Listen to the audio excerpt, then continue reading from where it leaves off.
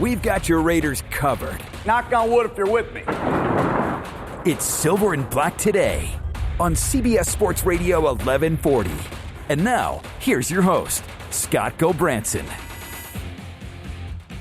Good Sunday morning, Raider Nation. Welcome back to Las Vegas's only all Raiders talk show. Well, one of two. The other, of course, being Silver and Black tonight on Tuesday, 6 to 7 p.m. here on CBS Sports Radio 1140. Thanks for joining us. The Raiders are unbelievably back home, ladies and gentlemen. That's right. They're going to play their first home game in 6 weeks at the Oakland Coliseum against the Detroit Lions. We're going to talk about that later in the show in the 9 o'clock hour with Dave Birkett from the Freep, the Detroit Free Press. He is the beat writer there for the Lions, so we'll talk about that with him as we progress through the show. We're going to use the top of the show to remind you a couple things. Number one, coming up tomorrow, Monday, a new show here on CBS Sports Radio 1140 for your drive time, prime time, 3 to 6 p.m. The Playmakers will make its debut tomorrow. That is with Paul Ihander, Lindsey Brown, and myself when time permits. So we're going to be with you tomorrow for the first time. The first time CBS Sports Radio 1140 has had a drive time show in a really long time, I think, if ever.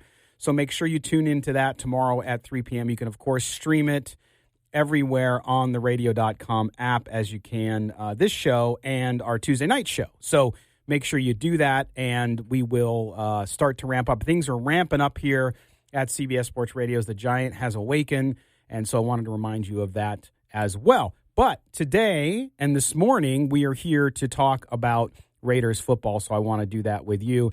And always with me enjoying this ride, at least I think they enjoy it. I'm not quite sure. Maybe they enjoy being here, but they don't enjoy me. I'll introduce you to my co-host, and that's Kelly Kreiner. We're along for the ride. I don't know if we're enjoying the ride. Oh, man. Kelly, how are you? I'm good. Yeah, I'm he's right on point. Did you like that extra hour of sleep this morning, especially because we have to get up early for the show? Well, if you don't go to bed, you don't get the extra hour of sleep. So True. That's right. I forgot you're a vampire. Not by choice either. That's like everybody's always like, "Why don't you sleep?" It's like I love sleep. I wish I could. I get my 2 or 3 hours a night. That's it, man. And then the man who tosses around his gravitas. Get it? Yeah. Oh, it's Chaz Osborne. Chaz, this morning, how are you doing, buddy? Morning, Raider Nation. Feeling good. Ready to go. You feeling Sundays. good? Sunday's my day, baby. I don't know if you feel good. Do you really? Is that what you hear? Yeah. You hear you feel good? Well, that's what the doctor told me. Oh, okay. Well, all right. Get out of Those here. rubber gloves can be a really disaster. Anyway, all right, guys, we want to jump in and talk about the Raiders this week. Of course, the game against the Lions up in Oakland today. I know a lot of our listeners who stream us on the radio.com app are actually out tailgating, having fun already since they haven't been able to do it for a really long time. So you can feel free to call in and make sure you get your voice heard here, 702-889-5978, where you can call in and tell us what you think. Do you think we're full of it? Do you think we're on it? Do you think we're I don't know, guys. What do you think? I think we're pretty we're not a bunch of homers. That's not what we do. If you want homer stuff, there's nothing wrong with that. I think some people like it, right? Great guys? show, man. Great information, good entertainment. It's a good show. That's right. And I am wearing my silver. If you're watching us, by the way, you can stream us on YouTube via YouTube, Facebook, and Twitter via Periscope live right now. And we're always in there talking with folks. There's great chat. I think the best experience is in YouTube, where the chat is a little more lively there, and on Facebook, of course. So join us there. You can watch us live throughout the show. There is silence during the breaks. You'll see that, so don't freak out if you do that. But guys, I'm wearing my silver and black UK hat. So Chaz and Kelly came in a little later, but we went to the blackout party in London when we were there for the game. And Ollie and the group, they're up in Oakland today listening to us. They got a tour of the facility up there yesterday or over the last couple of days, and so we hope to hear from Ollie. He's going to call in and let us know so that our brothers from across the pond can tell us kind of how things are going for them out there. Shout out to all the Raider boosters out there. Join the tailgate. Boost like everywhere, like in everywhere. Spain and Worldwide. Where was the guy we met Raider from? Nation. Canary Islands? Canary Islands. Yes. It was crazy. Unbelievable. Yeah, Germany? there was people from everywhere there, Yeah. which was kind of cool. So That's great. But we want to say hello to Ollie and the contingent from the UK, where they are just really happy because they can buy gas cheaply.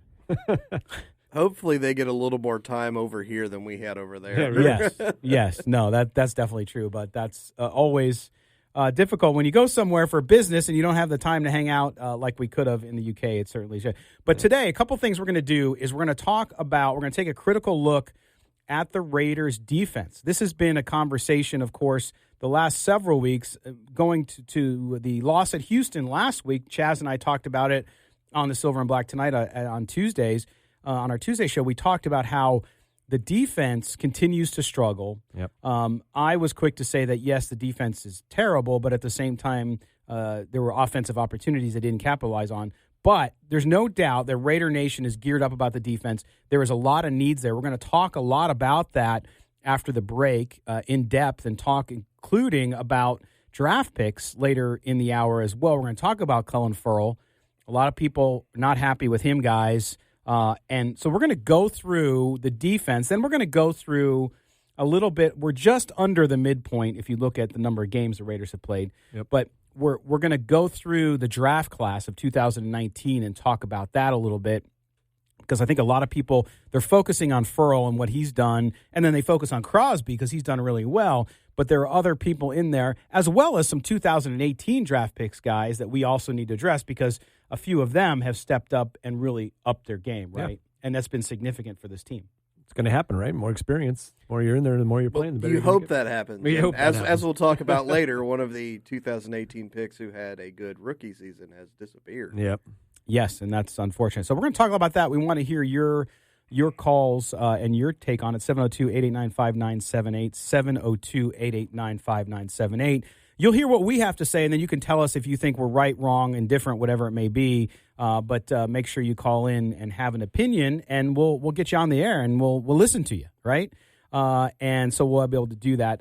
And also a reminder that later, as I said, we're going to talk about the Lions game. We're going to talk to Dave Birkett. Dave is the beat writer for the Detroit Free Press. Dave's not here. No, he's not here yet. Good one. But we'll talk to him later, guys, about that, about the Matt Patricia marriage. How's that going in Detroit? Is there pressure on him to win this year? They're off to a tough start. It's going to be very hard for them to make the playoffs. But we want to break down the Lions for you today to see what you're going to be facing as the Raiders roll into the Oakland Alameda Coliseum. We'll also have Chaz will give us the top 3 key points in today's game that you need to pay attention to, that the Raiders really need to take care of if they're going to win. We'll also have Kelly's Corner, which is not going to be football related today. Is that correct? It's going to be a little bit off the beaten path, but that's okay. It is not. It will still be sports related, but it will not be football related. Okay, that's good though. We like that. That's your prerogative. We get to do that. So we're going to just run down all of that. But I'll tell you, since we have the Tuesday show now where we kind of go in depth on the previous game, I do want to close out that Houston game.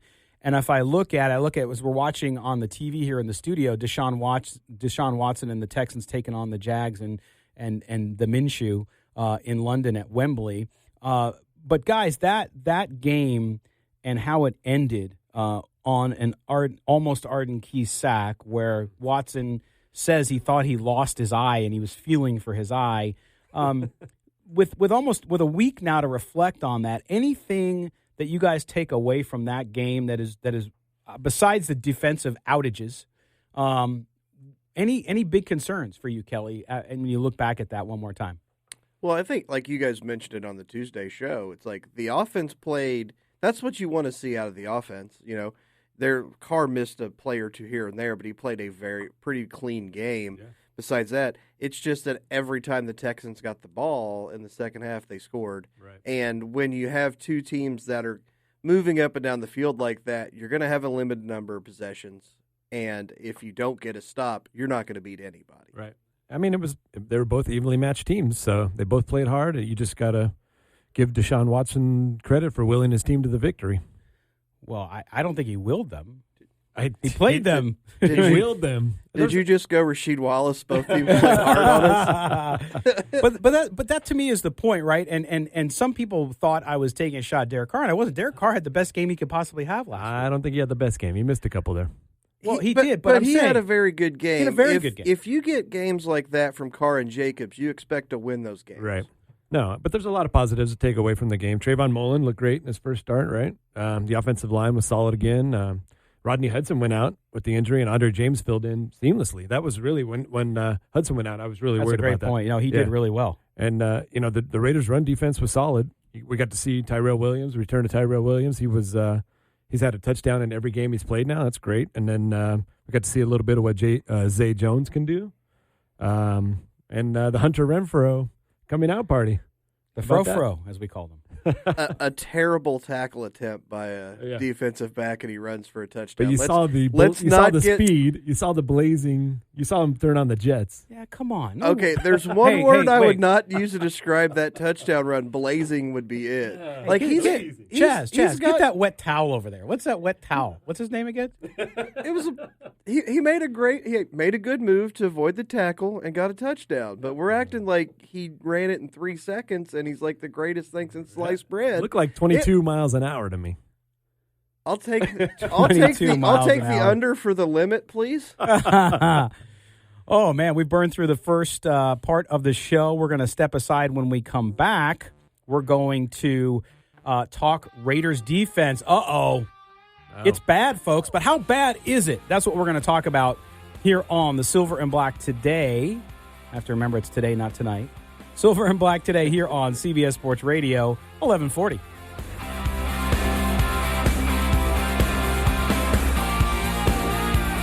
When you need inside info on your Raiders, you'll find it right here. I do really think as far as Derek's concerned, he needs to learn a little bit more patience, have a little bit more patience with the offense. All the time it's all about the details, and we'll watch the film. There's a lot of meat on that bone out there. Las Vegas is only all Raiders talk show, Silver and Black today. Just in, the NFL announcing it has suspended Raiders linebacker Vontaze Burfict for the rest of the season. Your Las Vegas home for complete Raiders and NFL coverage. CBS Sports Radio 1140. This is Jim Plunkett, and you're listening to the Silver and Black today. Yes, you are. Welcome back. Number 16 brings us back in from the break. Yeah. You are listening to the Silver and Black today. Of course, listen to Silver and Black tonight on Tuesdays. That's right. We have a new Tuesday show where we recap the game, so we will talk a lot about the Detroit game today. Today? That's Chaz, if you didn't know.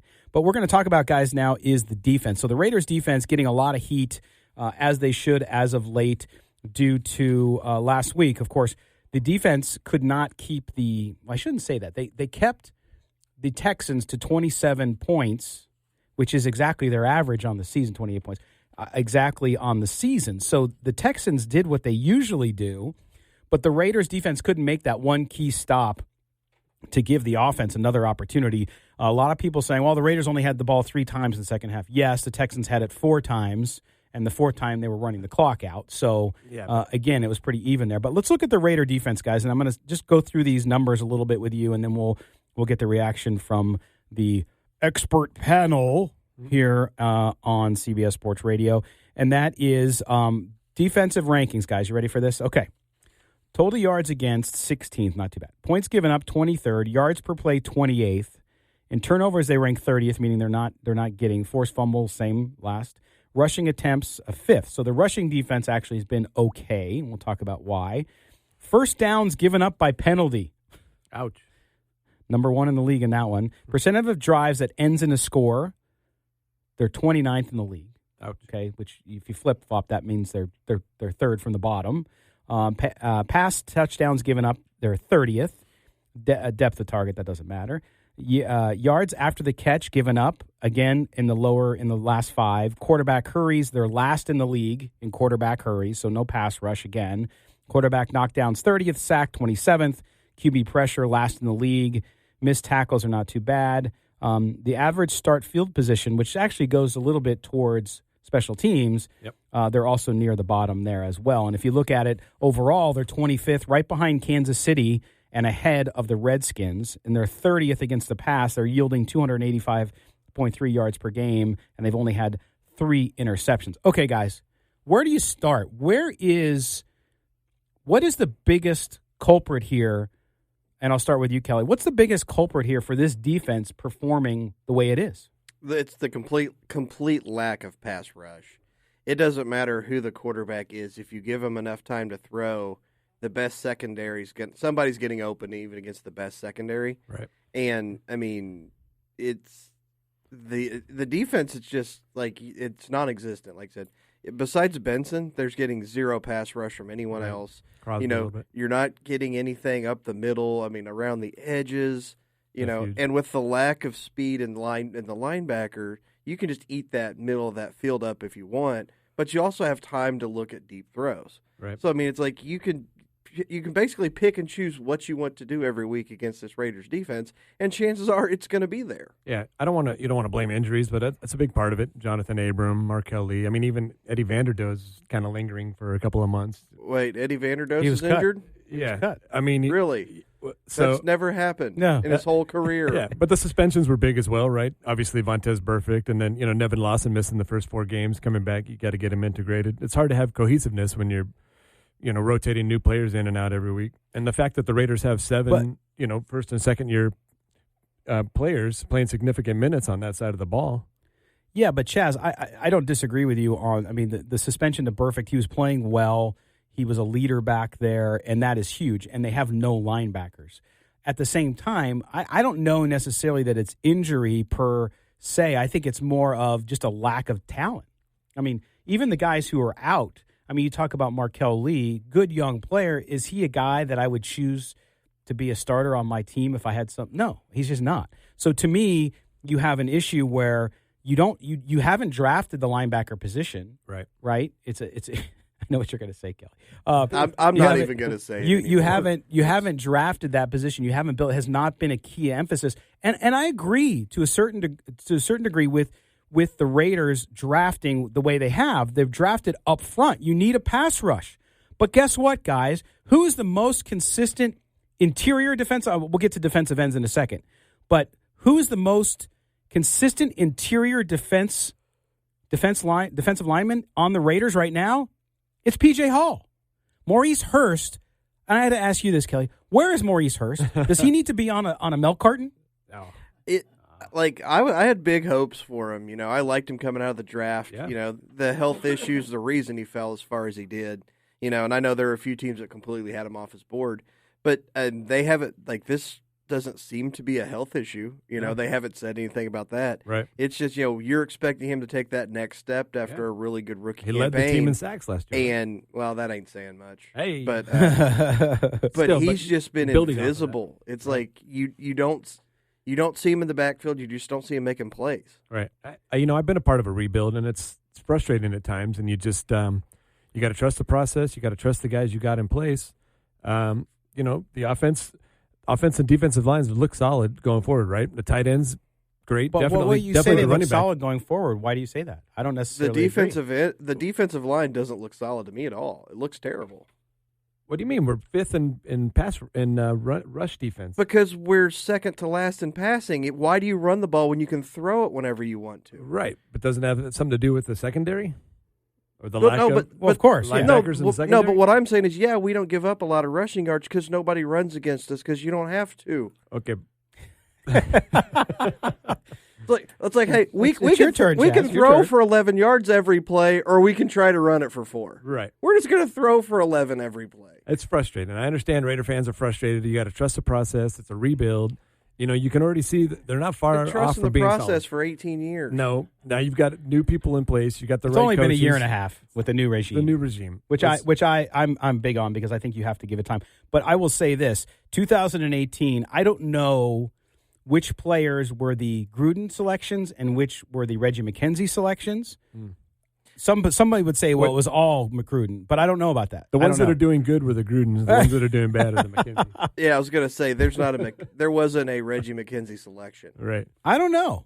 If you look at some of this, so let's talk more about that defensive front, right? So you have P.J. Hall, And then, as my phone's going nuts, I got people texting me their opinions. Call in 702-889-5978. Tell us what you think. When you look at all of this, and you look at the offensive or defensive lineman, P.J. Hall, then you have in the top 4, Jonathan Hankins, Corey Legit, who's only played 3 games, so I won't even count him, and Vontaze Burfict still ranks up there, even though he played 4 games. Max Crosby. You get to Max Crosby. I was not high on Max Crosby. When draft night, when we did our draft show, I was like, what the hell? I didn't think he was that great, but that's why I'm not a GM in the NFL. Yeah. But Max Crosby has done an amazing job. If you saw some of the film breakdown that Brian Baldinger did of him, he really is. I mean, he attacks the ball. He goes for the ball to try to create a turnover, which the Raiders desperately need because they can't get takeaways this year. But Max Crosby, I mean, are you as surprised as I am, guys, about him? I liked him a lot better than you did. I thought he was going to be that kind of high motor guy that you can bring in on passing downs, kind of a situational type player. But, I mean, he's exceeded my expectations so far. He's, I mean, just more of a complete game than I thought, to where it was just going to be kind of a pass rush kind of guy. But, I mean, he's got the potential to be that guy you can keep on the field for 3 downs. Right. Yeah, no, he's been phenomenal. We have a caller who wants to tell us what they think. I don't know if it's about Max Crosby, defensive lineman, or whatever. But Joe joins us here on the Silver and Black today. What do you got for us, Joe? Hey, how you doing, fellas? Good, man. I just tuned in. I usually miss y'all, but I guess daylight saving time gave me helping us all out. I love it. Yeah, gave me a little extra time. Hey, my guy that said that the defensive line is okay. I forgot your name, my man. No, you want to know it or not. That's Chaz. Yeah. Our D line is in dire straits because, as my other guy said, if you don't have to run against us, why just throw the ball every down. Yep. If you look at Gunther's system, if you go all the way back to Cincinnati, Gunther's system has always been predicated on having 4 guys, and we don't care. He don't care about the linebackers. What I mean by don't care about the linebackers, he has to have solid linebackers, not a marquee guy. Well, if you look at all the great defenses, they have a great guy at every level. Mm-hmm. Every level they got a great guy, a guy that's a perennial all-pro at every level of the defense. That's at D-line. You usually got 2 guys in the middle, or 2 guys on the line, 1 or 2 linebackers, and then the safety in the corner. The Raiders got to also think about it this way, and a lot of fans, we be missing it is this. When we get these big-name guys that just didn't pan out at other places, Big Cat Williams, we call him, I'm a USC fan, he's originally from Los Angeles. But the fact is this, Williams, who went to the Giants, he wanted to be a Raider when he came out in 2015. Now, just imagine if we had drafted him and had Khalil Mack at the same time. Mm-hmm. See, it's a development. When you ask him Williams to play the 5 technique when he's the original 3, it's hard. I really wanted that trade for the simple fact that if he had the 3 technique along with Hankins, will get continuous pressure up the middle, which in turn make our ends look better, which in turn Clelin Ferrell would not have to play D tackle and pass rush downs. He could be put at left end and go up against right tackles because he's not the guy that's going to beat an athletic left tackle around the side. That's more Max Crosby's deal. He can handle it because he's more of a speed rusher, a guy that he is. Got a lot of wiggle.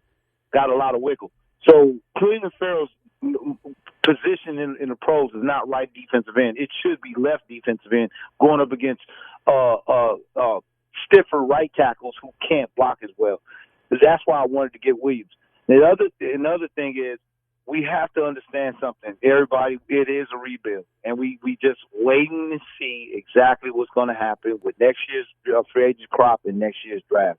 And until we get, like I say, a guy at every level, our defense is going to suffer.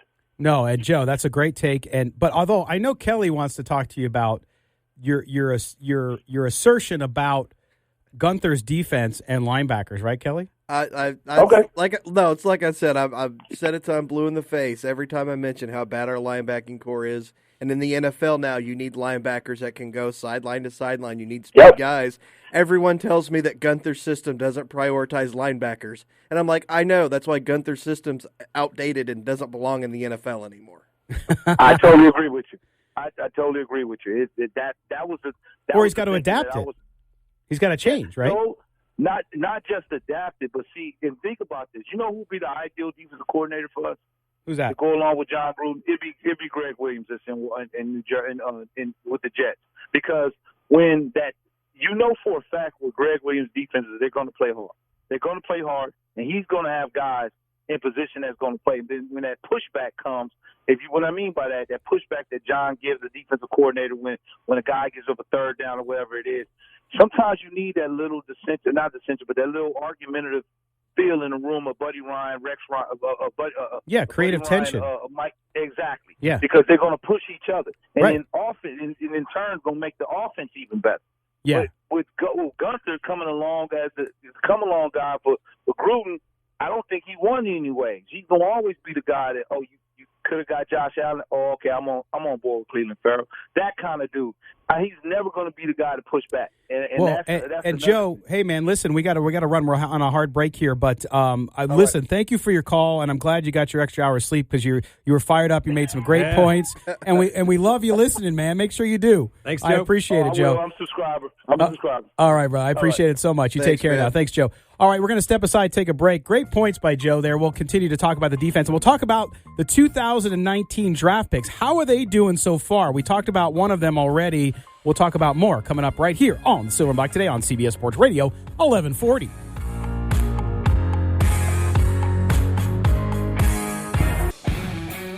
The only way to take Silver and Black today with you is with a radio.com app. Download it today and search CBS Sports Radio 1140 in Las Vegas and listen to us anytime, anywhere. Welcome back to the Silver and Black today here on CBS Sports Radio. We're getting great, just fantastic conversation online on our video feed. You can watch us on Twitter, Facebook, and YouTube, and Twitch. If you're a gamer, we're even live on Twitch. We don't get a lot of viewers there yet, but we will. But we had Joe, the last caller, was a great caller as well. You can call in 702-889-5978, 702-889-5978. I know Raiders fans in Raider Nation are not shy, so call in and give us your view. But we talked about the defense, and a lot of what we're going to talk about now, because of the draft picks on the defense in 2019, we'll discuss as well. But I want to jump in and talk about some of these guys. And I want to lead with the most controversial draft pick for this past year, 2019, and that was, of course, Clelin Ferrell. Ferrell is not doing as well as people thought. I'm not giving up on him yet, but I will tell you, here's where the numbers are. He has one quarterback pressure all season, and it was in week 1, okay? 2 quarterback hurries on 27 snaps and 2 to 3 tackles that were missed, or 2 of 3 tackles missed last week against Houston. And guys, I mean, if you look at Ferrell, and you kind of called this, Kelly, back even on draft night, that you were kind of perplexed why they took him so high. But again, we saw Colton Miller last year. We're going to talk about him too, even though he's from 18. And last year he was a disaster. He was injured. He didn't play well. This year he's redeemed himself and is not quite, but almost a Pro Bowl caliber, not a Pro Bowler, a Pro Bowl caliber offensive lineman, left tackle. But with Ferrell, he has a long way to go. He's a talented kid. I'm not going to give up on him. But what was it, and what do you see now with him, Kelly, that still gives you pause? Well, the biggest problem for him was the fact he was taken 4th. I mean, he's going to have to have that cross to bear his whole career. Mm-hmm. He was not he was a 10 to 16 like draft pick type of guy. He's never going to be a big pass rusher. I said it, I've said it before, I'll say it again. His ceiling to me is a excellent run defender, 8 to 10 sacks a year. That's his ceiling. He's not a big sack guy. He's not going to be that guy. If he hits his ceiling, that's what he's going to have. And if you have that for a decade on your offensive line, you're excited in the NFL. It's just when it's the 4th pick and it's starting out slow and it doesn't seem to be improving, it's like he's just getting buried by whatever. You look at what everybody else is doing. You're always going to be compared to the guys that were drafted after you. Yeah, and everybody's talking about Bosa. Bosa's had an amazing year. But Josh Allen has got actually a little better stats than Bosa, and nobody's talking about him because Gardner Minshew's on that team. Right. Brian Burns, when you watch the film, is you can just see the explosion this kid has. I loved Brian Burns coming out. Mm-hmm. I had him as the third edge behind Allen and Bosa. So you see these other guys, and they're like, oh, well, we could have traded down and got more picks and got these guys. Or you could have just got those guys. Right. But, you can't look at all the numbers like those other guys and compare them to Ferrell, because that's just not what he was ever going to be. Right. Well, you talk about a ceiling. I don't think Ferrell's played bad at all. I think he brings a little stability, a little discipline. You can see him staying with his assignment. He contains the pocket so that guys like Crosby and Mayowa can get off. I know what you're going to say, but one quarterback pressure all season. You said it. That's not playing well. You made a perfect example He's with Colton Miller. Everybody was freaking out about Colton Miller last year. They just need to relax. Yeah, Colton Miller played bad last year. He's played good this year. You're sitting here saying that Clelin Ferrell hasn't played bad this year. He hasn't played bad. He's played bad this year. He's been terrible this year. He hasn't been terrible. No, he's been staying in his lane. He's been staying with his assignment. I know it's a running joke on social media. He's been standing in one spot, not going anywhere. That's not exactly what his job is. He's played so good that he ranks below Arden Key on the team. There you go. Now, I know PFF rankings, they can be very polarizing. But if you look at PFF rankings, Clelin Ferrell is a 46.5 grade, defensive grade overall. Arden Key's a 48. You go back to P.J. Hall, who's at a 71. Max Crosby at a 61. So, but you look at Ferrell compared to Crosby, who went in the fourth round. I mean, that's night and day. He's not playing well for where he's playing. If he was on a different team with depth, in my view, Chaz, he would be on the bench and he wouldn't be getting as many snaps. Well, okay, I agree with you, of course. The depth, and that's the whole problem with the defense is the depth, right? We can argue about that all day. The guy's playing. He's obviously not a superstar. He's not living up to the number 4 pick, but he's out there. He's competing. He's playing hard, and it's going to come around. He's a rookie. You're comparing him to second and third year guys. This is his first year. It's a learning curve. I was comparing him to rookies. Okay, fine. That have done way more than him. He's out there doing his job, and he's opening it up for Max Crosby to be able to do the things that he's doing. No, he's not. He's not doing. I mean, he's literally you're doing looking nothing. At stats, or you're Round looking two. At, Ding, ding, ding. I'm watching the game. I'm watching the game too. And you sit I there see him and out watch. there competing. I see him out there doing his job. All right, let's give him a medal for competing. Well, he's getting stonewalled at the line every single time. He's getting no penetration. He's getting no pressure. And his whole problem was he had a good first step, but his second, third step, he never really got penetration. He couldn't arc in college, and it's just getting magnified 1,000 times. Well, but so let me jump in. By the way, tell us what you think of Clelin Ferrell. 702-889-5978 will get you on the air. But no, I hear what you're saying, Chaz, and I don't disagree that you can give a guy time to improve, and he has a lot of room to improve, clearly. But he was the 4th pick in the draft. Okay, would we be having this conversation if he was the 16th pick in the draft? No. Yes, we first would. Round, first round, absolutely. Because if he's taken in the first round and he's got one quarterback pressures a defensive end, you're burying If he's this Max guy. Crosby and he's picked in the 4th, then I don't care. How many quarterback pressures does Crosby have? A lot more than one. Right. But are some of those due to the fact that Clelin Ferrell's that he's on the other side of the line not moving? I'm pretty sure that since he's on the opposite side of the line and Clelin Ferrell's doing nothing, it's got nothing to do with Max Crosby. Yeah, Crosby has 13 hurries, 2 sacks. Ferrell has 11 hurries, and of course we went over the numbers there. But you look at Crosby too, 74 snaps last week, the most of any rookie, and also playmaker. I mean, he sheds blocks. That's the thing I see with Ferrell is he doesn't shed the blocks like Crosby is. Now, I know there's a speed issue there, different players, but to me, that's what I want to see Ferrell do a little bit. He's not going to be the sack guy. That's not what they drafted him for, but shedding the blocks, getting off, and pressuring the quarterback, he's got to do. He doesn't have to get the sack, but he has to collapse the pocket, Chaz, and I don't think he's doing that.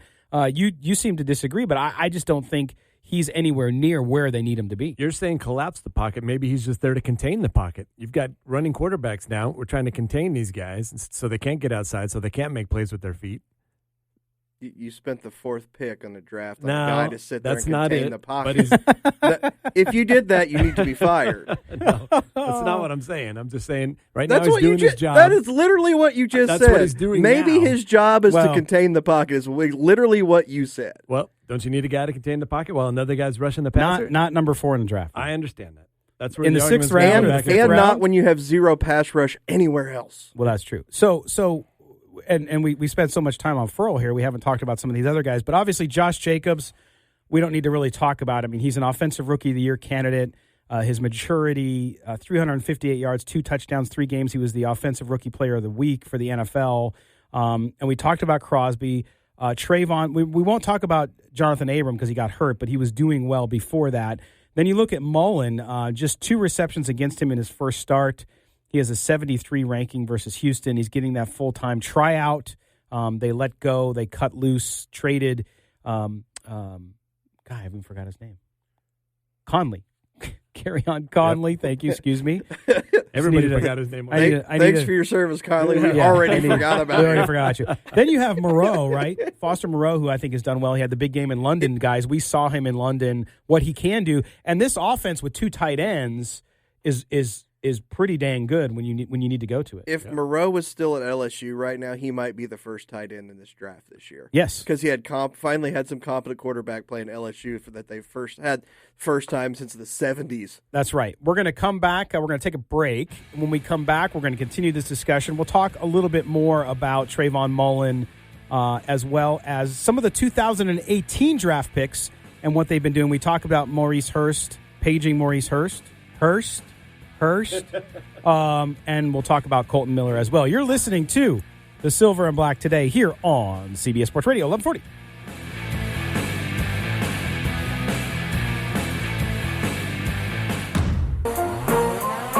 You found the most in-depth coverage of the Silver and Black. This is Silver and Black Today, live on CBS Sports Radio 1140.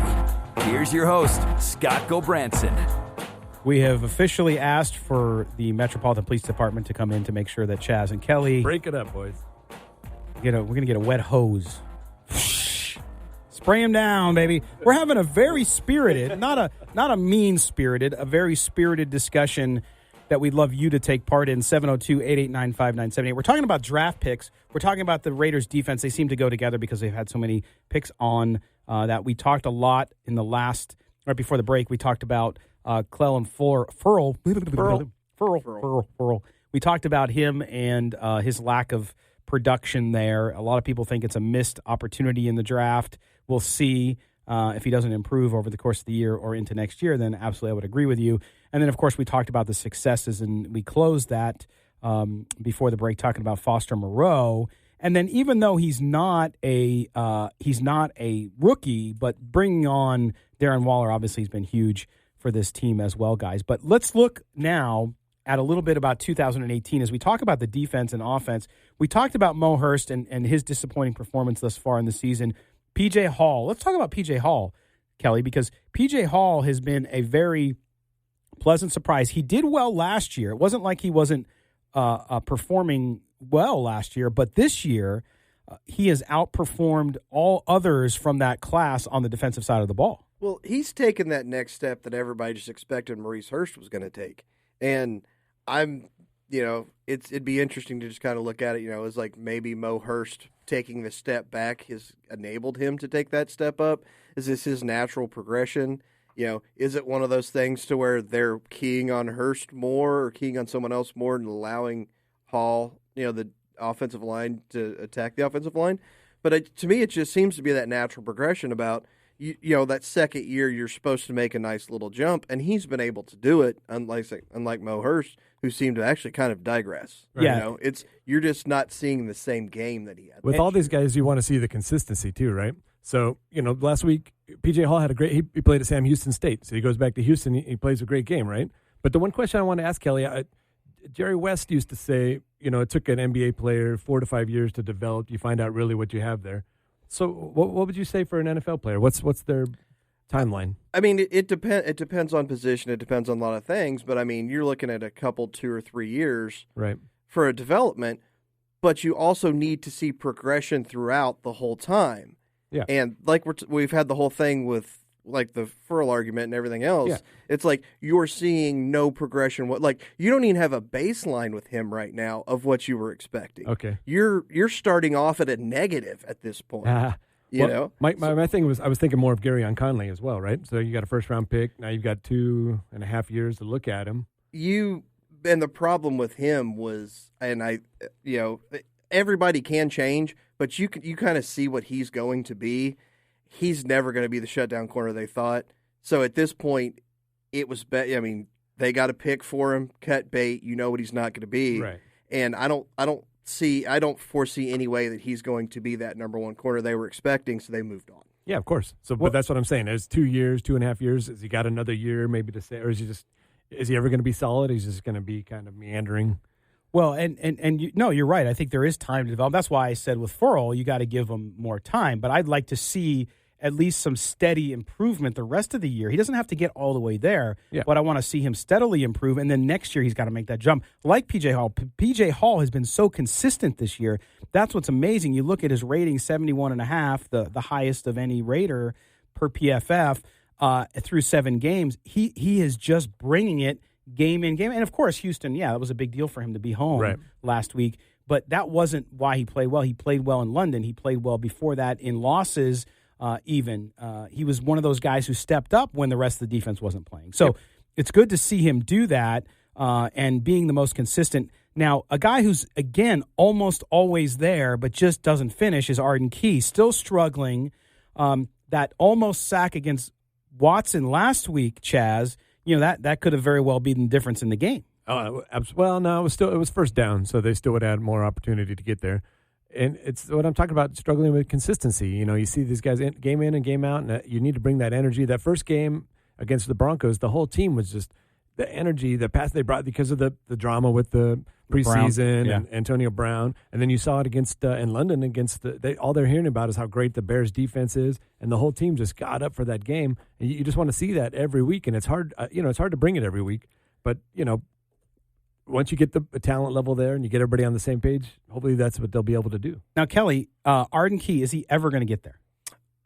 Where's there? Like that's the most important thing. That's a great point. Because after his freshman year at LSU, he was a top 3 pick. He was a franchise defensive end, and then all you saw was every year he got a little worse, got a little worse, to the point that before the draft, and I told you this story, Scott, when he was getting drafted, the last thing I wanted was for the Raiders to draft Arden Key, because someone I know in the league said that if it came down to his team drafting Arden Key or me, that I need to keep my cell phone on. Because that's just what they thought of him as a pro potential, because they thought, his thing was they just saw that lack of effort the last 2 years at LSU, like he'd already made it. Right. And it's like they saw zero improvement over the next 2 years, so they're like, that freshman year is the best he's ever going to be. Well, let me clarify that. So when it comes to Arden Key, my question would be, is he going to make it? Is he going to be a rotational guy in the NFL, meaning a guy that you want to hold on to because he has some skill set there? You see flashes of it. Yeah. Like getting in on Deshaun Watson, but just not being able to bring him down. And I know he's a tough quarterback to bring down. But can he get to that point, Kelly, where he's going to be a good rotational guy where they drafted him?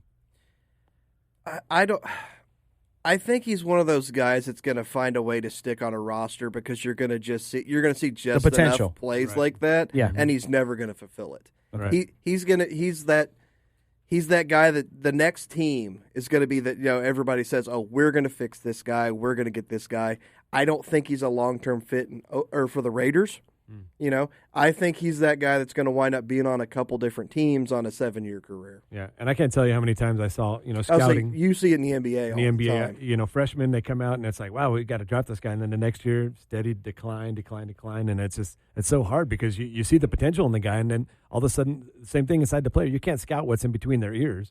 And all of a sudden, they're thinking in their head, well, I'm a first-round pick. I'm this, I'm that. And then they just kind of rest on what their potential would have been, and then they don't go out and bring it. It's a problem. No, it is. And wow, this has been great discussion. We didn't talk about Brandon Parker, who I think we all agree. To me, that was the McKenzie pick. But maybe I'm wrong. But Brandon Parker, not there. Maybe a backup in the NFL. But even as a backup, he has not played well. So not a lot of faith there. But again, Colton Miller has just I think from awful to possible Pro Bowler, footwork, strength, agility, the only offensive lineman on this team to start every game. Some of that due to injury, also just because his play has been so good. Again, the Raiders, for the third time in franchise history, have gone 3 games in a row without a sack.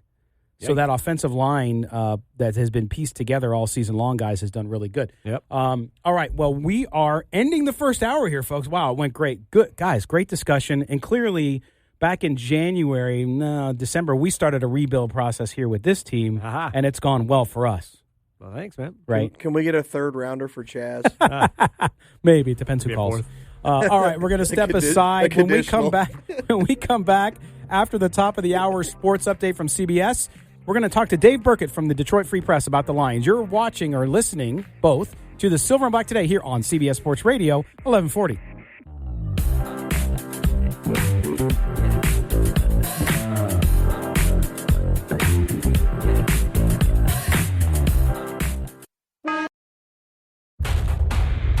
We've got your Raiders covered. Knock on wood if you're with me.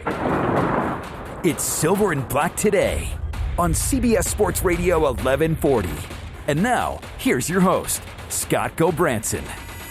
Good Sunday, Raider Nation, and welcome back to the Silver and Black today here on CBS Sports Radio 1140, Las Vegas's only all Raiders talk show. We appreciate you being here. Just spirited discussion on YouTube, Facebook, and other spots, as well as the callers we've had today. So great job on you guys for doing it.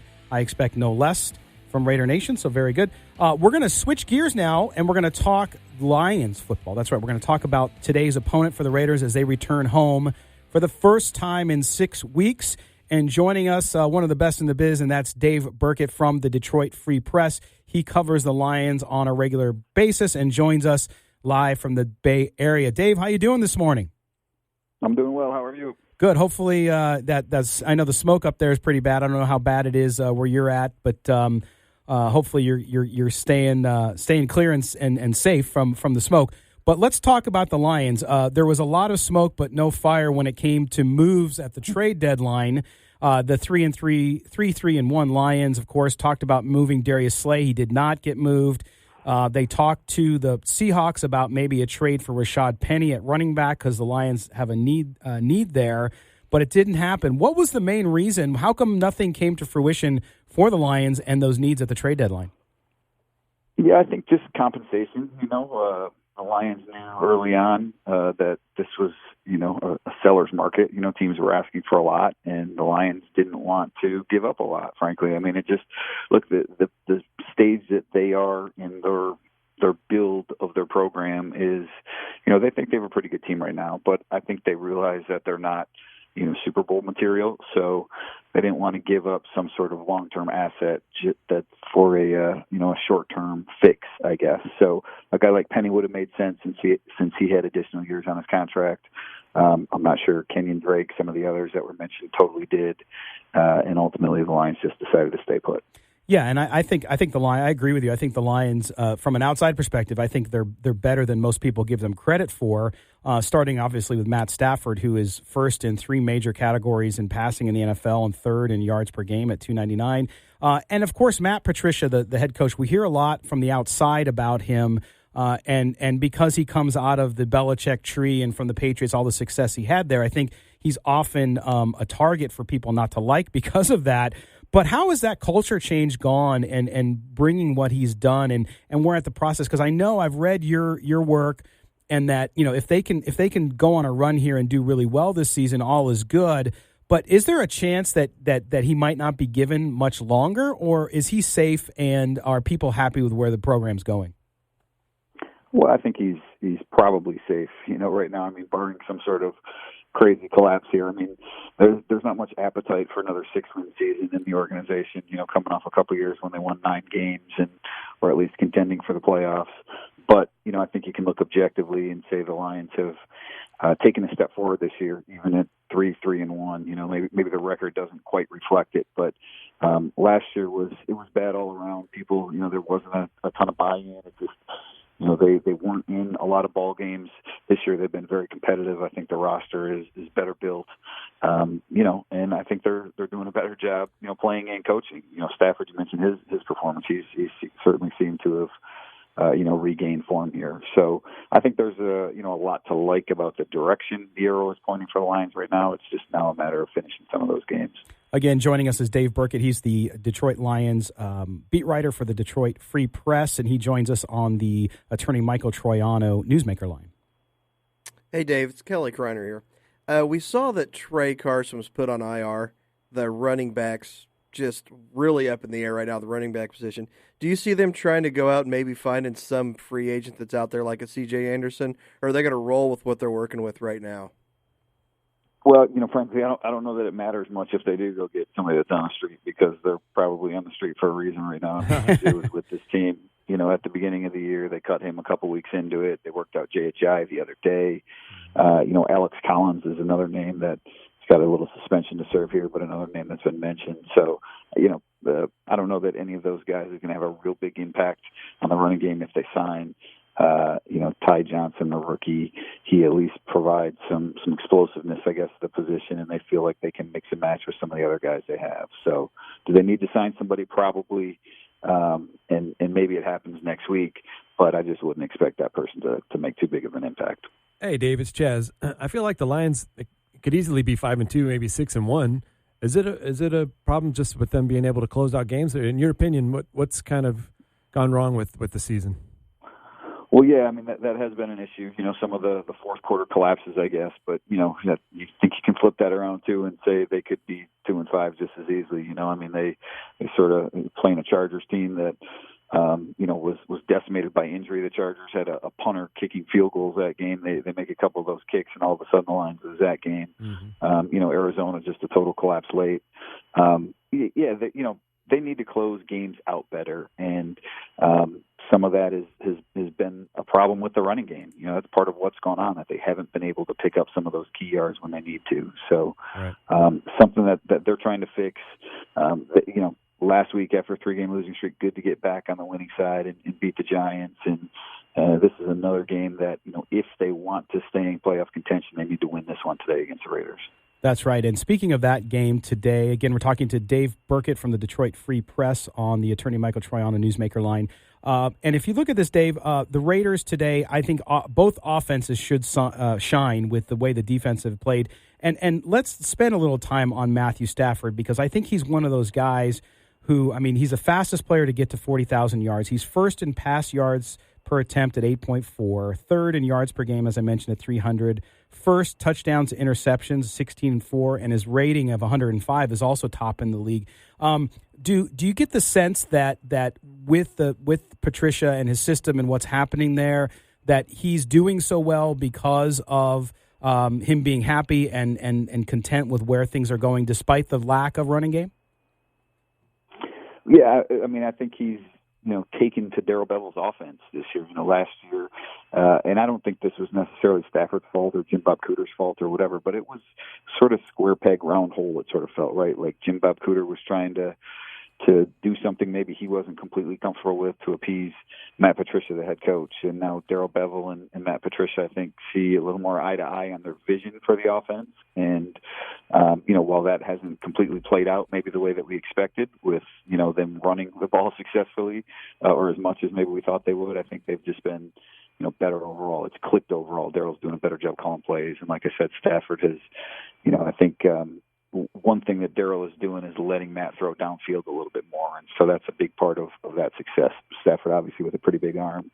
The Lions have a slew of different, receiving options, and when the running game hasn't always worked, they've been able to lean on that, and I think that's been good for Matthew. Well, Dave, I know for the Raiders, clearly, with Josh Jacobs and his emergence as a top running back in the league as a rookie, and then, of course, their dual threat at tight end with Moreau and Waller, the Lions' run defense has left something to be desired, although last week against Saquon Barkley had a good week. So for the Raiders, you look at the keys to this game, and I know you wrote about this too, which is the Raiders have to run the ball effectively. The Lions need to stop the run. How confident are you in their progression and their progress that they might be able to do that to sneak out of Oakland with a win today? Yeah, not very. Look, that's been their biggest downfall all season has been their run. And, I don't know that there's a good explanation for why. I mean, there's been some missed tackles. Damon Harrison hasn't been quite as effective as he was in years past. I think there's, that's the biggest thing holding this defense back so far. They give up a ton of yards. They need to do a better job of that in order to, have some success today. I mean, look, to have the success they had against Saquon Barkley, that's a feather in the cap to the run defense, and I think it can give them some confidence. But that's no guarantee. I mean, they gave up 100 yards to backs each of the previous 2 weeks, so that's no guarantee they're going to have success against Josh Jacobs today. Well, and then you look at the pass defense for the Lions, of course. Is Darius Slay is going to be back today, correct? Yeah, today. That's the expectation, at least. He was out there practicing with the first team defense all week. Okay, yeah. So the Raiders, here's the thing with the Raiders, and I talk about this all the time, and people in Raider Nation think I'm making an insult, and I'm not.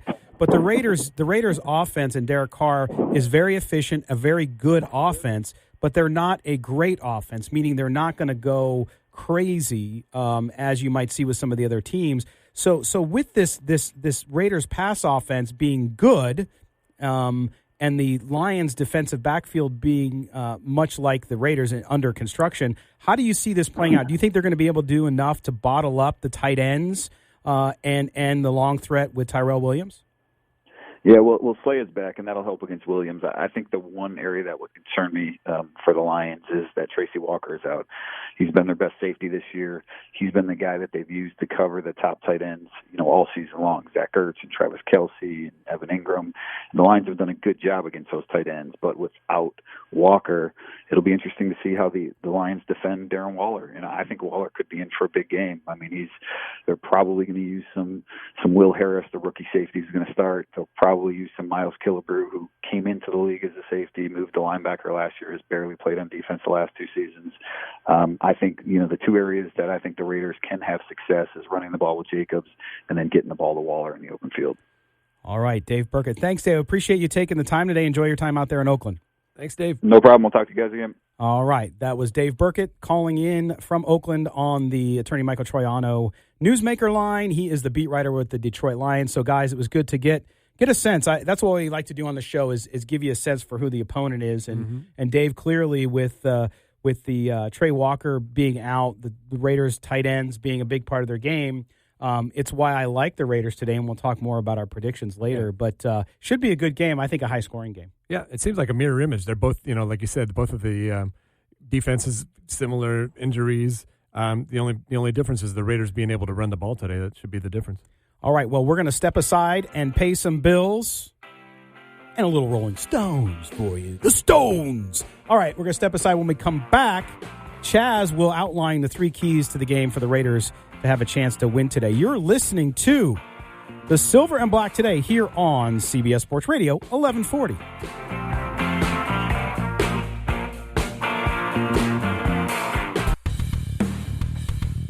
Hey, this is Tim Brown, Hall of Famer. You're listening to Silver and Black today. Tim Brown, Irish. Oh, God, they looked like trash yesterday. Trash. They won in the end, but they looked like trash. As you said, they were all year. But so they looked about as bad as they did the week before. Who did they lose to? I don't want to hear it. Yeah. I forgot. Why did I bring that up? Why did I bring it up? But you have to win tough games like that if you want to make it to the Peach Bowl. Oh, the Blue Bonnet Bowl. The Bourbon Bowl. All right, so just a quick mention here, too. As you know, we have now Silver and Black Tonight, our Tuesday night show from 6 to 7 p.m., where we will recap today's game with the Lions, myself and Chaz Osborne. And this week, we welcome Gilbert Manzano. Gilbert is the Chargers beat writer with the Orange County Register, of course. Because the game is on Thursday this week, we got to preview the game on Tuesday. So make sure you tune in. Same bat channel, same bat time, 6 to 7 p.m. for Silver and Black Tonight. You can also stream that on radio.com as usual and here on YouTube, Facebook, and all the other video channels as well. So we'll be back with that on Tuesday night. So don't forget that. We're twice a week now. We're nationwide. We're twice a week. You name it. All right, we're going to go real quick for a quick call before we get to Chaz's 3 keys of the game to our mayor of Henderson and the mayor of Silver and Blacktown. Yeah. And that, of course, is Wally. Wally, what's happening, brother? Hey, Wally. Hey, how you guys doing? Good, man. What you got for us today? I hate to admit it, but the wet towel was right on draft night. He said he was a double, and you don't take a double with that high in the draft pick in the order. So I unfortunately got to give the boy credit for that one. Oh, so you're not you're not on Chaz's side where he says that Ferrell's playing well? I'm not the greatest judge in the world. I just sit and watch the game, but I'm no expert, and I'm not like that guy that called earlier and just breaking the whole thing down. But I'm pretty happy with this year so far. I mean, we're in almost all the games. We're showing a lot of improvement, and most of Gruden's draft picks have been pretty good, I think, and some excellent free agent signings. So I don't know. I'm happy. I'm a 4-12 or 12-4 guy. Yeah. You know, I hate being 8-8 or 9-7 or 7-9. I don't want any part of that. Just give me good draft picks or get me in the playoffs, one or the other. Yep. 100%. That's agree. Me. Yeah. If you don't win 14, win 2. Yeah, exactly. Wally, great call, man. I appreciate you as always listening, and thanks for calling in again. So from now on, his nickname is the Wet Blanket. The wet blanket. Wet blanket. That's right. All right, Wally, take care, my man. We'll talk to you Wally. later. See you later. All right, Chaz, your 3 keys of the game. What do we got? All right. Wally. Well, neither team has a very solid pass rush, so I expect to see a lot of up and down the field from both offenses. But the Raiders need to come up with a big sack. You know, like they need to have a couple of key third down stops down the stretch and get the Lions off the field, right? Yep. No, I agree. I think the defense versus the Lions today, they need to show a step up. Like they need to make some plays that they weren't able to make. The question is, can they make them, or is it just a repeating cycle because they don't have the talent? Yeah. That's what we'll see, I think, today, because the Lions are a sneaky good team in my view. Yeah, especially on offense. They should be. They should have 5 wins. Right now. Absolutely. Yeah. Well, and Stafford, he's been excellent on third down this season too. You know, like Carr, Stafford does more with less. Right. So, okay. So defense, you say, has to come up big. They need to pressure the quarterback. We need a lot of pressure on that quarterback. Number 2, got to get a stop. You know, I guess the Raiders need to win that time of possession battle. I'm sure Coach Gruden will have the same grinded out with the long, sustained drives game plan that he always has. And the Lions don't have the best run defense. So, in my opinion, this is where the Raiders have the advantage with the running game. Kelly, are they going to be able to run the ball? Oh yeah, both teams. Well, I was going to say both teams should be able to run the ball a little bit, not so much as with the Lions, but the Raiders should be able to control the time of possession, which keeping Stafford off the field is the best thing they can do as a defense. So offense will be their best defense. Right. Well, and for me, guys, I agree with you, Chaz. I think the time of possession, and to me, that's all about running the ball. They have to run. Jacobs has to run the ball well, because that's going to also enable their tight end game, right? As you mentioned, with Waller and Moreau, and then open the down the field. Now, the Williams versus Slay matchup today is going to be fun to watch. Mm-hmm. I really am going to see what Williams has going up against one of the league's best. Now, he might be a little rusty, Slay, coming off the injury. Two top talents, but man, they're both dinged up. Yeah, they are. So it's like you're getting 80% of each. Yeah, who's 80% better? Yeah. Which, according to you, is better than 100% of Renfrow. So I'll take 80% of Williams over 100% of Renfrow. There you go. So with 32 other NFL teams. All right, Chaz, the third key for you. And the Raiders lead the league in 10-plus play drives as well. So if we could see a couple more of those 10-plus play drives, keep Stafford off the field, that'd be great. So my third key is avoid the letdown. And let me explain to you guys what I mean by this. The Raiders haven't played a home game in Oakland, Alameda for 6 weeks. Yep. And one thing I noticed, in my time in the NBA, all the teams in the NBA have a 5-game road trip. And you would think, that first home game back, they'd be fired up. But more often than not, they come out flat and, lose the game outright. Now, I know the Raider fans will be blaring. They always bring it. But the team really needs to feed off of that home crowd energy. So you guys think the letdown could be a factor? We mentioned it earlier off air. That's a huge NBA gambling thing, is those road trips. Yep. Like Chicago always had the big long one for the circus, the rodeo road trip. UNLV has it for the NFR. Yeah, but I'm just not sure how much that is in the NFL because, like we're saying, it's 1 game a week, not like 7 or 8 in 2 weeks. And they've been home, they've been back in their beds. But this is such a different scenario. It's unprecedented. We haven't really seen this before, so we don't know what's going to happen. Yeah, it's unprecedented. So there's nothing to assimilate. We don't have a bar. I know Tampa Bay has the same situation, and they'll play their first home game next week. So we'll see what happens there. But I'm sure Coach Gruden will have them prepared. Hopefully they just don't fall into that trap. That's just one thing I noticed.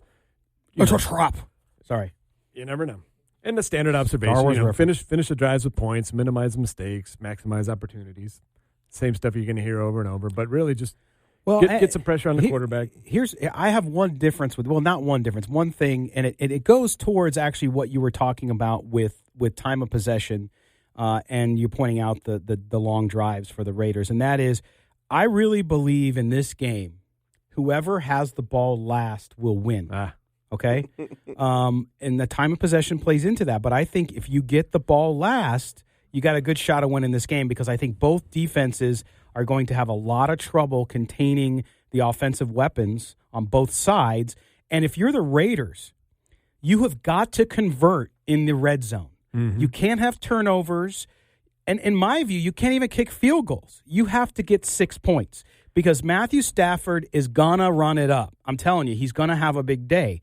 I was joking when I said 500 yards, but I might end up being right. No. I mean, he could put up 400 plus. But to me, a game the Raiders should win for all the points that you make, Chaz. I just think if you see early in the game the Raiders getting in the red zone and not converting or kicking a lot of field goals, they're going to be in big trouble come the end of the game. Make it a long day out there. Nah, Clelin Ferrell's going to have a huge game. He's going to get after Stafford. He's going to show us. He's going to prove me right today. Well, I think his rotation with Eddie Vander does will be. No, I don't know, but I think, I mean, if you look at this game, Chaz, what else do you want to see? I mean, we talked about the defensive backfield there. Trayvon Mullen, okay, he had a good first game. He got a little dehydrated, had to take an IV and all that. But I like what I saw, but he's got to continue to get – I mean, they have no other options, right? They have got to have him play well. Yeah, but you saw his production. He played a little bit sparingly coming in, but we talked about do you need the reps or do you need to sit there with a clipboard? And you saw how it worked with Trayvon. Like, he was out there a little bit, but for the most part, he's been on the side with the clipboard. He comes in his first start, and he looks spectacular. So, of course, you want to see progression. You just want to see him getting better. And that goes for every player in every position on the team. Let me ask you this, Kelly. Defensive backfield, with LaMarcus Joyner, I've been a little bit disappointed in his play, but I think it's not his fault. I think he's playing out of position. I'm the same boat. They need to decide. They need to decide what are we going to do. Stick to him. To me, he's a safety. I think he plays best as a safety. Personally, but you're gonna, they've kind of and they need help at safety. They need better play. They moved him around. They said they were bringing him in as a slot corner because they thought they had, Joseph and Abram as their safety duo. I thought that was a mistake personally. Like I said, I see him more as a safety. But they just need to decide, okay, here's what it's going to be. Because if you're keeping him in the slot, he needs work. If you move him to safety, it's a more natural transition for him. And I don't see Joseph being on the team next year, so you're going to have a need at safety. Right. No, I agree with that. And I think from the linebacking core today, Tahir Whitehead has to, again, play over his head. They're going up against T.J. Hawkinson, right? Yeah, but, man, T.J. Hawkinson had that huge first week, and he's done nothing since then. Right. So, but against this Raider defense, that might change. He could have a monster day. You mentioned Trayvon Mullen. He's going to be I don't know how much they're going to match him up with Galladay, but Galladay's a stud. Trayvon might be going to the Hotel Motel Galladay Inn. You didn't sell that. You got to get a little rhythm going there. Hotel Motel Galladay Inn. All right, that's true. No, I think it's going to be a high scoring game, and I'm just going to say it, and you can take it however you want, and I don't care. The quarterback that plays better will determine the winner of this game. And it's going to be tough because Matthew Stafford is a better quarterback, just plain and simple. So you gave us the team that has the ball last wins and the quarterback that – do you have any more cliches over there, Coach? Are we going to take it one play at a time? I mean, what are we doing? They are who we thought they were. We let them off the hook. Oh, boy. All right. That does it for Chaz's 3 keys of the game. We want to hear from you, 702-889-5978, if you want to be a part here coming up. Coming up next, a hard-hitting Kelly's Corner. So don't go anywhere. You're listening to the Silver and Black Today here on CBS Sports Radio, 1140.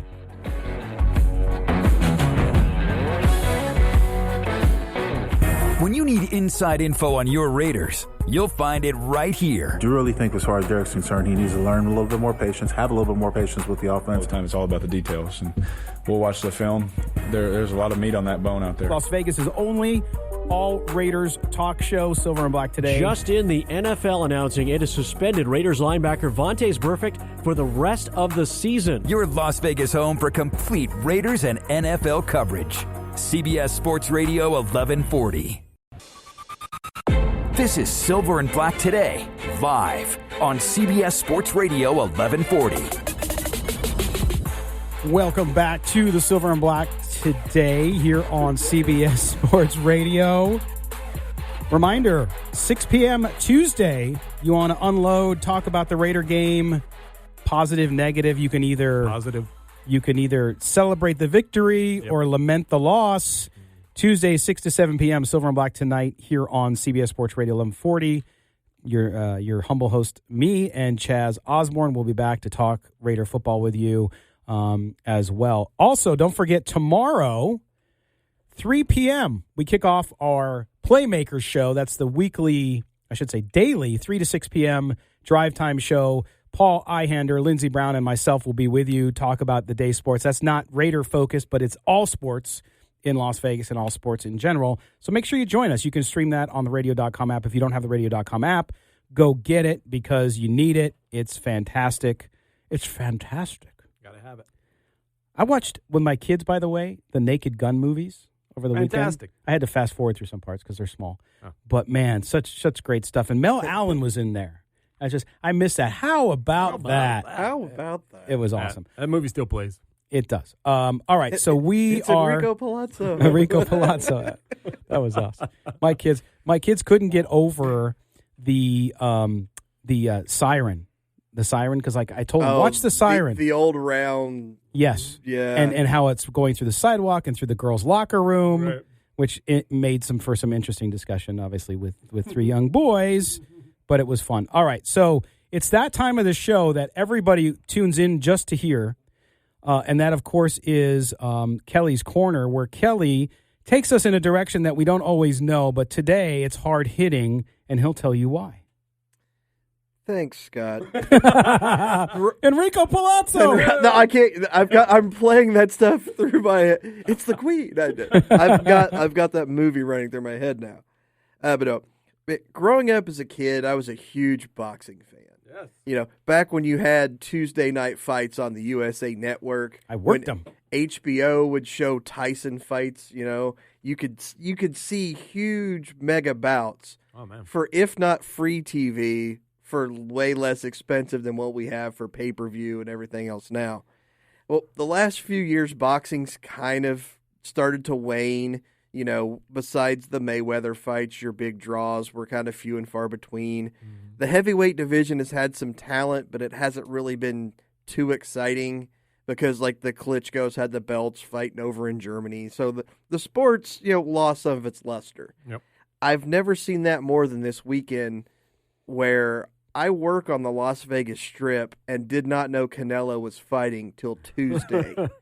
Usually Canelo fights are huge. Yep. Because he's so big in Mexico. You have so many people coming up the fight. There was zero buzz for this fight whatsoever the whole week. And then, the Zone spends $375 million for his 11 fights. They've got this idea they're going to change boxing. I like the idea of it because they're showing all these streaming fights and everything. Yeah. Boxing is officially dead, and DAZN put the gun in their own mouth last night. Ooh. When they have their poster boy, their man they're putting everything on, and they delay his fight for an hour to show a UFC fight that's not even a championship fight. Oops. They postponed the Canelo championship bout for an hour. So that's a bad thing? So they didn't have to go up against the Diaz fight in the UFC.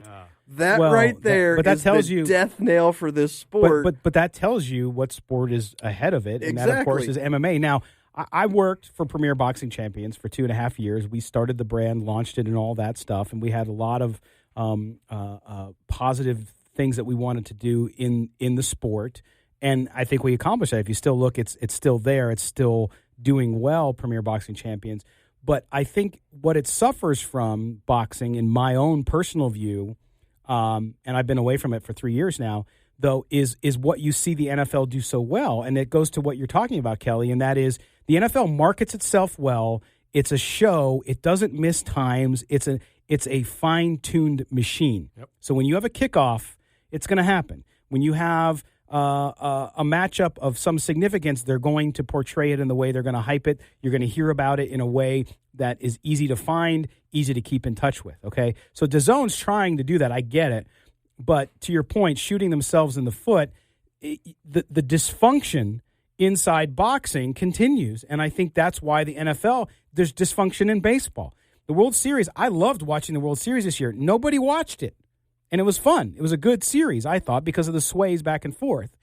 But it did a horrible job of officiating itself. It did a horrible job of marketing itself. And I think that you see this with boxing, which, to your point, you're going to delay a match because of another. The NFL wouldn't delay a game because the World Series is on. In fact, they didn't. No, they went head-to-head. The NFL makes it a point to go up against your stuff. Mm-hmm. The NFL will... They want to own you. They will find when you're doing stuff. It's like, oh, we're going to release our schedule the night you're doing something because we know more people will watch a schedule release than your sport. But you talked about the schedule, too.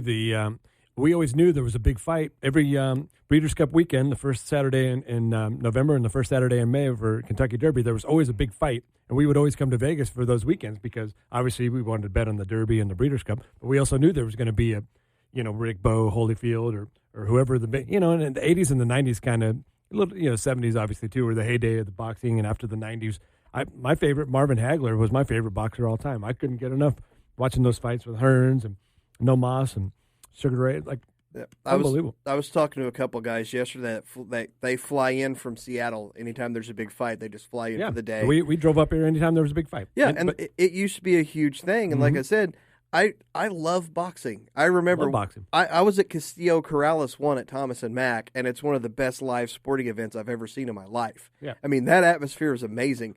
That one round of boxing may be the best round ever in the history of boxing. And that atmosphere was great. Same with that Hagler-Hearns fight. Well, so that's right up there too. Yeah. I just think the Castillo Corrales fight was a little better than that. Well, but that you're splitting hairs. But the fact that you have one marketable name right now, and it's Canelo Alvarez in this town for boxing, and it wasn't a peep.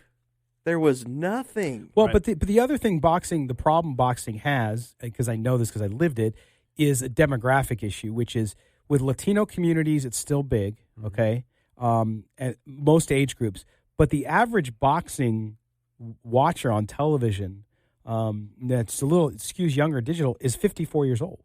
Wow. Like you cannot grow as a sport versus UFC, I think it's 28, right? So when you can't grow as a sport if you're not capturing, i.e. Major League Baseball, if you're not capturing the younger audience and bringing them along in the funnel of the sport and of the marketing, you're not going to be successful, and I think that's an issue for them too. Yeah, I like the idea that DAZN has. I like the premise and what they're trying to do. Their biggest issue isn't the streaming and stuff like. Their biggest issue is boxing itself. Talk about somebody that shoots themselves in the foot every time they have. If it's not a horrible judging decision, i.e. Canelo in every Triple G fight, right? Well, like you saw the scorecards last night. One of them had it. One ref had it as a draw. The other two had it for Canelo. If that fight, one of those judges ends that in a draw, that place is going to explode because there was no way that was a draw fight. Right. No, Canelo was winning that fight. And I've said all along they should have the cards should be open. You should see them as they're being judged. And the judges should meet the press after the fight to explain themselves. Yeah. I don't see why. The referee does it. The referee will talk about why he did what he did in the ring. The judges need to be held to that account as well. But every judge will do the same thing they do every time. It's like, I'll sit down with you with no sound on and we'll go over this fight. No, that's what I'm saying. There has to be transparency. Well, but that's the thing they say every time. That's the answer you're going to get if they did that. And you're talking about a big name, a big star. Oh, I'm sorry. Go ahead. I was going to say, because you're going to say it's a subjective thing, blah, blah, blah. Well, I see it this way. Well, okay, I can't say you're wrong. But you can ask follow-up questions. You can't just get away with that's the way I saw it. Well, okay, why in the fourth round this and this happened? Why did you judge it the other way? Well, yeah, but right after a fight, they're just going to be like, well, I mean, that's the fourth round. I can't tell you exactly what it was. I'd have to sit down and go over this. I mean, right, but they have to be responsible for answering. I'm not saying you get a good answer all the time. Well, but what's the point of asking a question if you're getting a stupid answer? I don't ask Bill Belichick. Okay, but what I was going to say was the sport used to have stars. We used to have big names. We used to have guys, like you said, marketing. And I went to 2 Mayweather fights over the last few years, and they were just boring. He was such a great defensive fighter. He was just sit back, and it was just a boring, methodical. Boxing's been an event, not a sport in Vegas. Yeah, Nobody went to the Tyson fight to watch the 90 seconds of the Tyson fight. You went to be around that atmosphere and then watch him knock somebody out. Celebrities ringside. Yeah, that's gone from the sport now. It's not the spectacle that it used to be. And until you get a good American heavyweight, you're not going to see that again. You don't think Deontay Wilder's a good American heavyweight? I don't think that he's a draw. I'll put it that way. Okay. Yeah.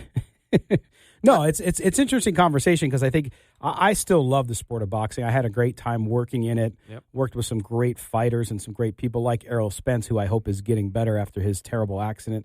But yes, there's still a lot. There's still too many, in my view.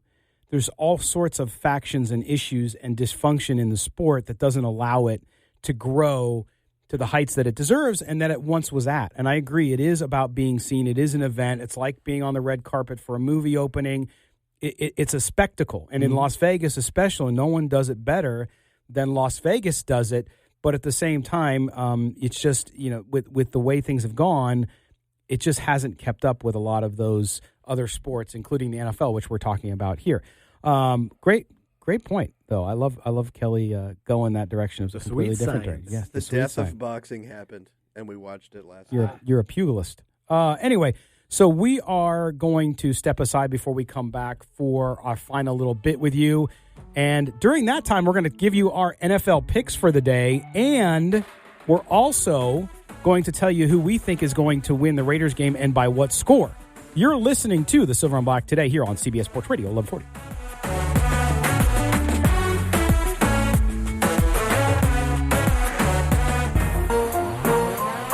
You found the most in-depth coverage of the Silver and Black. This is Silver and Black Today, live on CBS Sports Radio 1140. Here's your host, Scott Gobranson.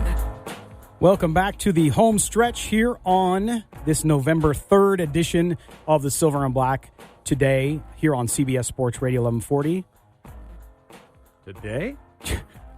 Shout out to our engineer Trent today, doing a great job as always for us. We appreciate him doing what he does. And you guys on video, you can see him. His head bobs in from the back. He's waving. He's pointing at his cleanly shaven head. Yeah, I might be there soon, dude. My hairline's going back.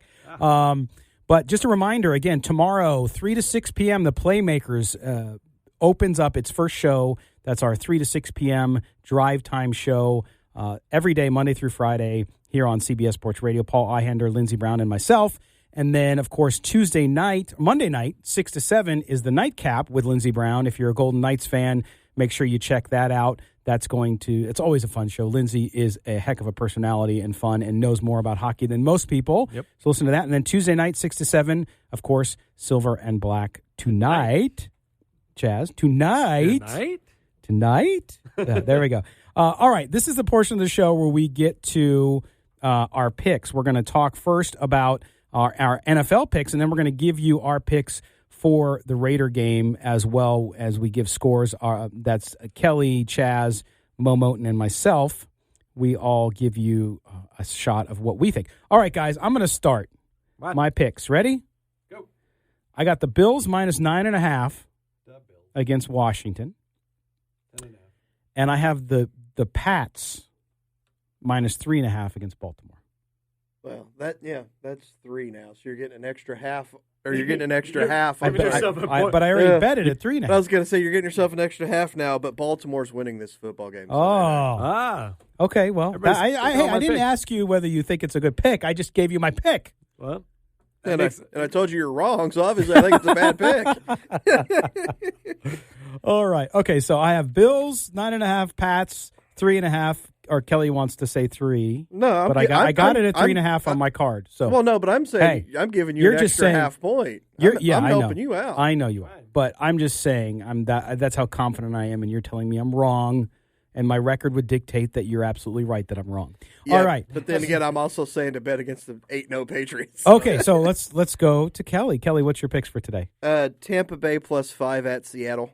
I like the over in that game as well. But my second pick is going to be Green Bay -3.5 at home in L.A. because there's going to be more Green Bay fans than Charger fans at that game. I'm not exactly sure how much the away home field advantage is worth, but I'm thinking it's going to be more than 3.5. Okay, so you have Green Bay -3.5 in L.A. against the Rams, and then Chargers. Chargers, excuse me, the Carson El Toro Chargers, and then Tampa Bay +5 over Seattle. Yes, without Josh Gordon yet. Okay, well, I got Tampa Bay +4.5 too in that game. I've also got Washington +10.5. I don't know where you got 9.5. But I'll give you, okay, so let's go with my picks.